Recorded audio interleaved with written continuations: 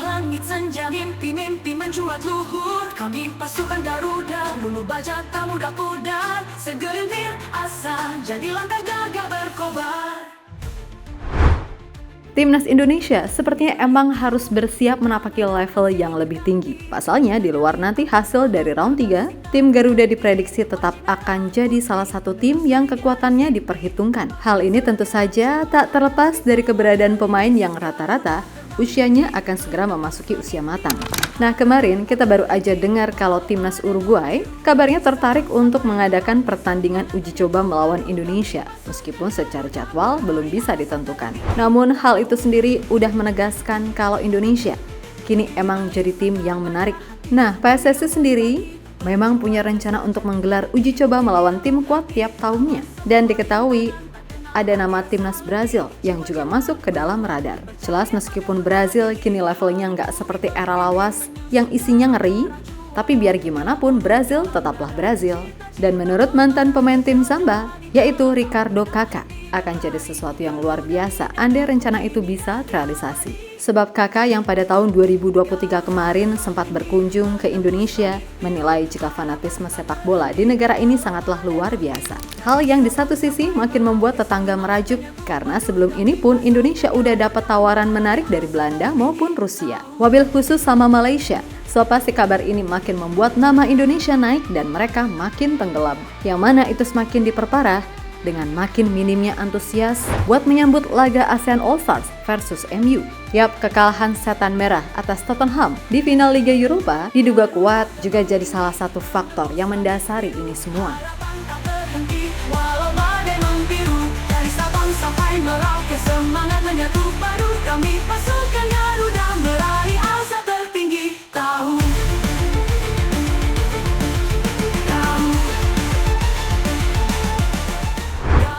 Semua tahu kalau di bulan September nanti jadwal dari Timnas Indonesia masih kosong. Dan tentu saja momen itu sendiri akan dimanfaatkan oleh PSSI untuk menjalani laga persahabatan sekaligus uji coba. Manakala Indonesia harus tarung di round 4. Ya, PSSI sendiri udah ngirim undangan ke 3 negara, yaitu Lebanon, Kuwait, serta Malaysia. Akan tetapi, hanya Lebanon dan Kuwait aja nih yang memberi respon. Sedangkan Malaysia, ya nggak tahu sih, diem-diem baik kan gitu. Nah, sebenarnya ada Rusia juga yang nawarin. Tapi Pak Erik sendiri menegaskan, kalau buat Rusia, situasinya agak sulit karena hal-hal non-teknis yang melandasi itu. Namun ternyata ada juga negara-negara seperti Uzbekistan serta Tajikistan yang kabarnya bersedia. Sehingga menarik nih, kira-kira negara mana yang akan menjalani FIFA Matchday bareng tim Garuda di September nanti?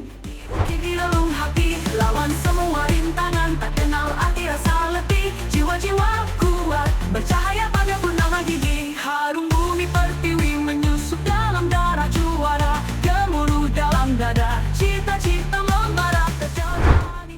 Sementara itu kemarin sebagaimana kita tahu kalau Uruguay melalui duta besarnya yang ada di Indonesia, yakni Cristina González, menyampaikan jika negaranya siap untuk menjalani laga pertandingan persahabatan melawan Indonesia.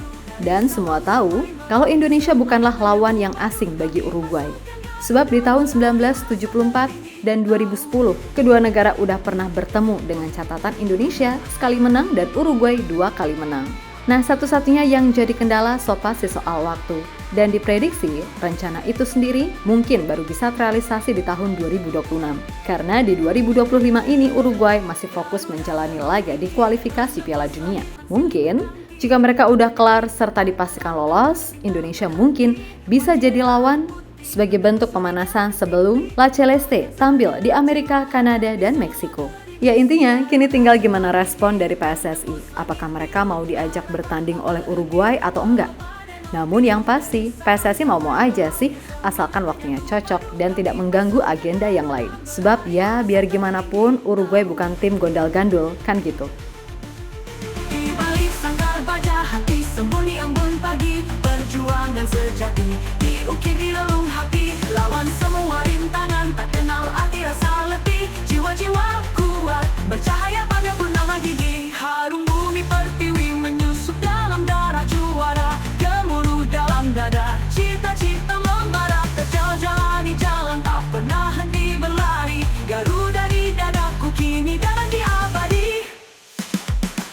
Garuda terbang tinggi menembus langit biru, harapan tak terhenti, walau badai membiru dari Sabang sampai Merauke. Sementara itu PSSI sendiri sebenarnya udah menyiapkan calon lawan-lawan tim kuat nih setelah Argentina sukses didatangkan.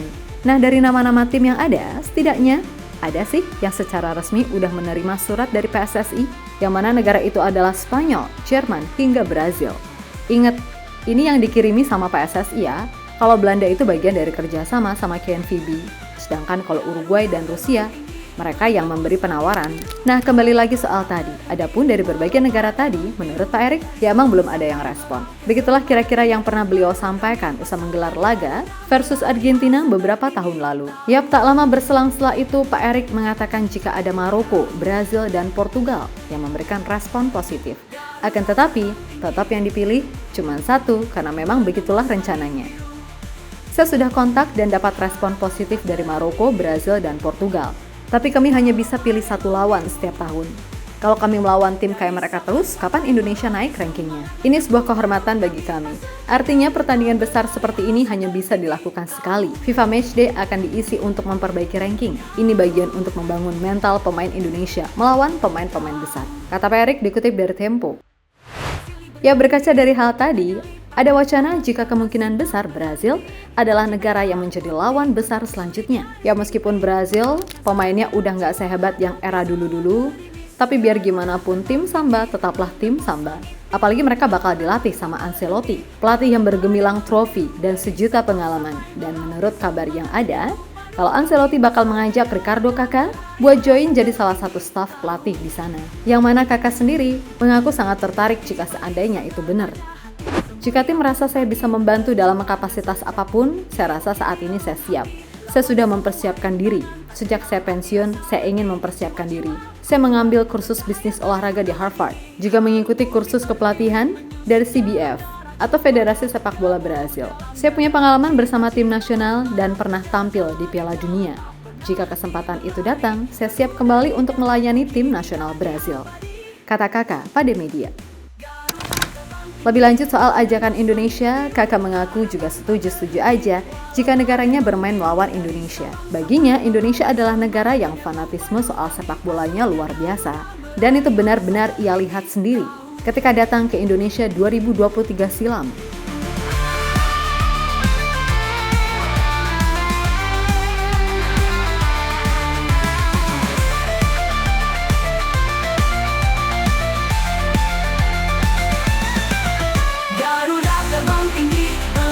Langit biru, harapan tak terhenti, walau badai membiru dari Sabang sampai Merauke.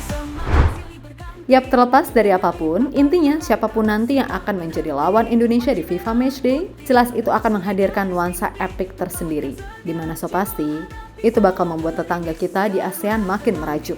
Khususnya Malaysia, dimana mereka benar-benar harus mikir ulang lagi deh kalau mau sok-sokan nolak Indonesia. Dan sekarang situasinya mereka sendiri juga sedang resah lantaran tiket ASEAN All-Stars versus MU sampai saat ini masih gitu-gitu aja, ya sepi. Ditambah kekalahan MU di final Liga Eropa plus finish di posisi papan bawah IPL. Ya udah, daya tarik apa gitu loh yang bisa ditawarkan, kan gitu. So, di luar itu semua, ingat yang penting sekarang, semua elemen timnas fokus dulu aja sama 2 laga sisa di round 3. Masalah uji coba dan lain-lain, biarlah itu jadi urusan federasi. Pemain mah mau lawan siapa aja gas, kan gitu. Untuk itu, yuk mudah-mudahan bisalah paling enggak mengunci tiket ke round 4 dulu. Dan hal tersebut bisa terrealisasi jika kita bisa menang lawan China. Apakah bisa? Ya harusnya sih bisa. Intinya tetap disiplin, fokus, efektif, dan enggak nyepelein lawan, kan gitu. So sekali lagi, buat semua elemen timnas, tetap semangat dan sukses selalu. Oke, kita Garuda.